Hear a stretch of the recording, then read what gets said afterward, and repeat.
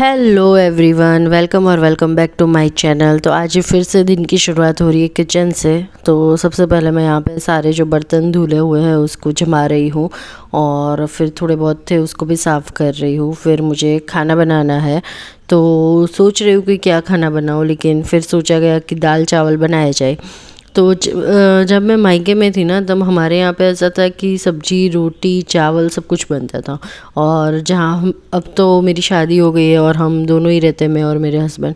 तो यहाँ पे हम लोग ऐसा करते हैं कि या तो हम सब्जी रोटी खाते हैं या तो हम दाल चावल खाते हैं, हम दोनों एक साथ नहीं खाते मतलब के। और मैंने बहुत सारे लोगों को सुना भी है ऐसा कि या तो सब्जी रोटी खानी चाहिए या तो दाल चावल खाने चाहिए, बट मैंने देखा एक बहुत सारे घरों में दोनों बनता है। इट्स ओके, सबके अपनी अपनी चॉइस होती है।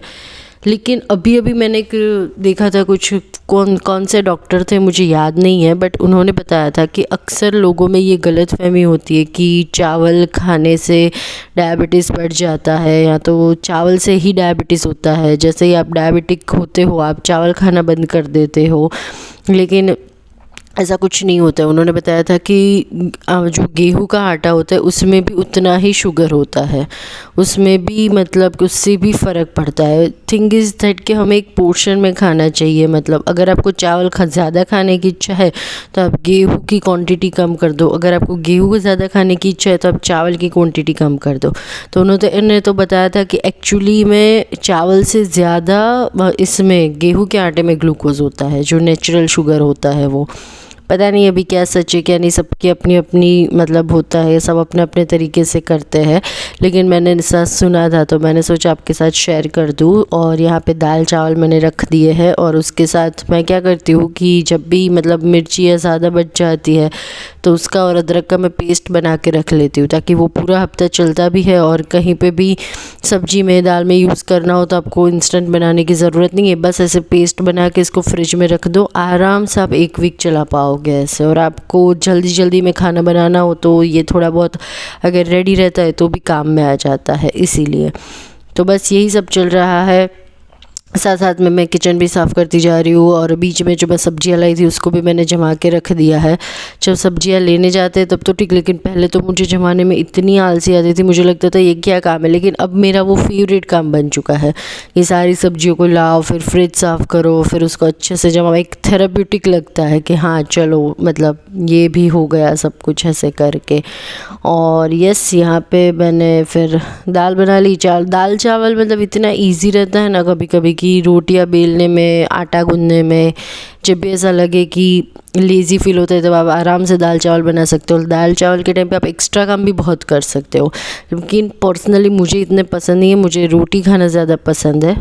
मैंने बहुत बार जब मैं लोगों को सुनती हूँ ना कि वो सिर्फ चावल खाते हैं या तो रोटी खाते ही नहीं है, मैंने कभी कहीं पे भी देखा है मतलब कि वो लोग सिर्फ चावल खाना प्रेफर करते हैं, रोटी बहुत कम खाते हैं। मुझे इतना मतलब शौक लगता है क्या मतलब मैं लगता है कि ऐसे कैसे रोटी खाए बिना रह सकते हैं। बट अपनी अपनी चॉइस होती है। लोगों को जो मैं रोज़ रोटी खाते हैं उनको भी देख के लगता है कि ये लोग कैसे रोटी खा सकते हैं। तो यस, सबका अपना अपना रहता है। और ख़ासकर आप बंगाल साइड जाओ, साउथ इंडिया साइड जाओ, वहाँ पे तो चावल ही लोग ज़्यादा खाते हैं।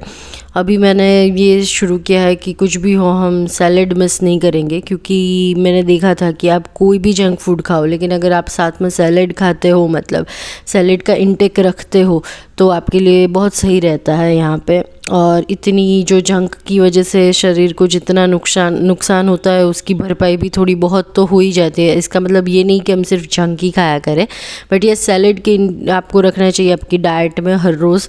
और फिर मैंने बुक पढ़ना शुरू किया। अभी मैं ये बुक पढ़ रही हूँ 13 steps to bloody good wealth. अगर आपको फॉरेन ऑथर की बुक समझ में नहीं आती है, अगर आपको पैसे के बेसिक्स को समझना है तो आप ये बुक पढ़ सकते हो, क्योंकि एक तो ये इंडियन ऑथर की बुक है प्लस बहुत ही इजी लैंग्वेज में लिखा हुआ है। और दूसरा क्या है इस बुक का कि इसमें जो जहाँ से ये चैप्टर शुरू होता है ना, तो सबसे पहले इसमें स्टोरी बताते हैं, फिर उसका जस्ट बताते हैं कि इसका मतलब ये है, ये ऑथर ये कहना चाहते हैं, इसका मतलब ऑथर ने ये निकाला है। पहले तो आपको स्टोरी ही सुनाएंगे, तो बुक मतलब अच्छा रहता है पढ़ना, थोड़ा बहुत मतलब ऐसे बोरिंग भी नहीं लगता है। जिनको नॉन फिक्शन बुक पढ़ने की आदत नहीं होती उनको वरना ये बोरिंग लग सकता है, लेकिन इसमें पहले थोड़ी बहुत स्टोरी है और फिर इसमें उसका जस्ट बताया हुआ है और लास्ट में समरी दी गई है। तो मेरे हिसाब से ये बहुत अच्छी बुक है। मैंने फॉरेन ऑथर की भी बुक पढ़ी हुई है, तो अगर आपको नहीं जमता उनकी लैंग्वेज और ये सब, तो ये एक बहुत अच्छी बुक है। एंड लैंग्वेज तो एकदम इजी है। अगर आपको बेसिक कंसेप्ट जो है वो नहीं पता है कि एसेट क्या होता है, लायबिलिटी क्या होता है, सब कुछ कैलकुलेट कैसे होता है, इन्फ्लेशन का मतलब क्या होता है, तो ये इसमें एकदम बेसिक से समझाया हुआ है। तो आप ये बुक को कंसिडर कर सकते हो। जब मेरा ये एक बार ये पढ़ना हो जाएगा तब मैं इसका रिव्यू शेयर करूँगी। फिर मैं वॉक करने चली गई थी।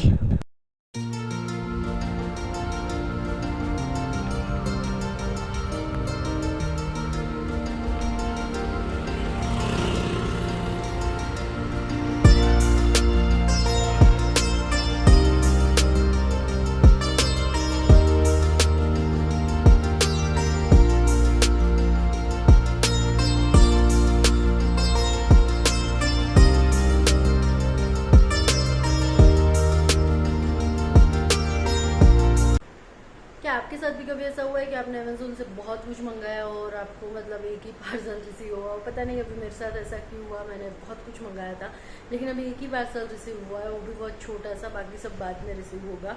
तो अभी ये आया है, इसको मैं आपको खोल के दिखाती हूँ कि मैंने क्या मंगवाया था। तो चलिए मेरे साथ खोलते हैं इसको।